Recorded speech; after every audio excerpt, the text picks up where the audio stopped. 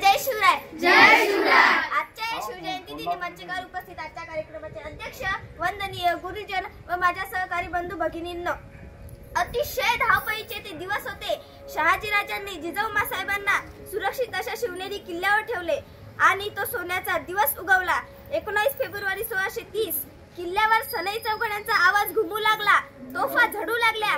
काही दिशांमध्ये केवळ आणि केवळ आनंदाची उधळण झाली.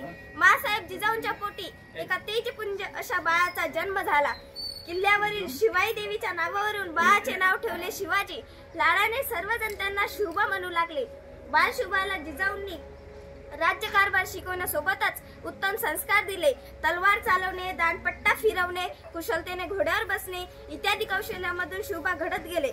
शिवरायांच्या मनात स्वराज्याची संकल्पना रुजवली ती वीर माता मासाहेब जिजाऊंनी आणि या संकल्पनेला मूर्त रूप दिले ते शहाजी राजांनी. नद्या नाले दऱ्याखोऱ्या यातून हुंदडणारी शुभा सवंगड्यासह रायरेश्वरासमोर स्वराज्य स्थापनेची शपथ घेऊन नेतृत्व करणारे शिवराय कधी झाले ते कळलेच नाही. जीवाला जीव देणारे मावळे निर्माण करून स्वराज्याचं देखणं स्वप्न जिजाऊंनी शिवरायांच्या मनात पेरलं आणि शिवरायांनी त्याला सत्यात उतरवलं. प्रगल्भ बुद्धिमत्ता, अफाट शक्ती, प्रचंड शौर्य आणि गनिमी काव्यासारखी मुसद्देगिरी इत्यादी अष्टपैलू गुणांनी संपन्न व्यक्तिमत्वाचे धनी असलेले आपले शिवराय विविध पराक्रमांनी रयतेच्या मनावर राज्य करू लागले. रयतेलाही आपलं कल्याण बघणारा कोणीतरी असल्याची खात्री झाली.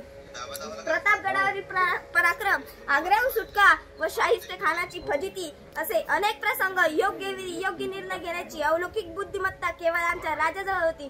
तोरणा किल्ला ताब्यात घेऊन स्वराज्याचं तोरण बांधणारा माझा राजा 350 किल्ल्यांचा धनी झाला. अहो, साधी एखादी गोष्ट आपल्याला स्वतःच्या हिमतीवर घेता येत नाही, तिथे इतके किल्ले ताब्यात घेणं सोपी गोष्ट नाही.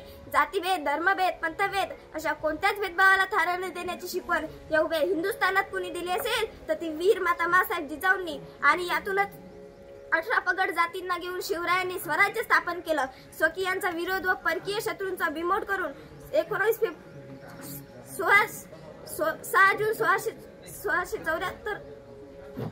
1674 रोजी शिवरायांचा राज्याभिषेक झाला. शिवराय छत्रपती झाले. सर्वसमावेशक अष्टप्रधान मंडळाची निर्मिती करून जगाला दिशा देणारा राज्यकारभार सुरू केला. अनेक गुण वैशिष्ट्यांनी नटलेले आमचे राजे शिस्तबद्ध प्रशासन, सक्षम न्याय व्यवस्था, वेगवान हालचाली, परिपूर्ण निर्णय, परस्त्रीला बहीण मानणे, रयतेला दैवत मानणे आदी बाबींमुळे जनाजनाच्या मनामनावर आजही राज्य करतात. म्हणूनच म्हणते, घासल्याशिवाय धार नाही तलवारीच्या पातीला.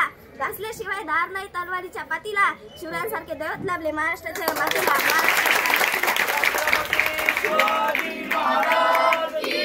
शिवरायांविषयी बोलण्यासारखे खूप आहे, पण आपल्याला वेळेची मर्यादा आहे. म्हणूनच म्हणते, शिवरायांविषयी बोलत असते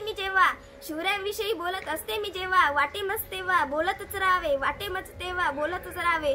पण वेळ काळाची स्मृती येते जेव्हा वाटेमच तेव्हा आता आटोपते घ्यावे.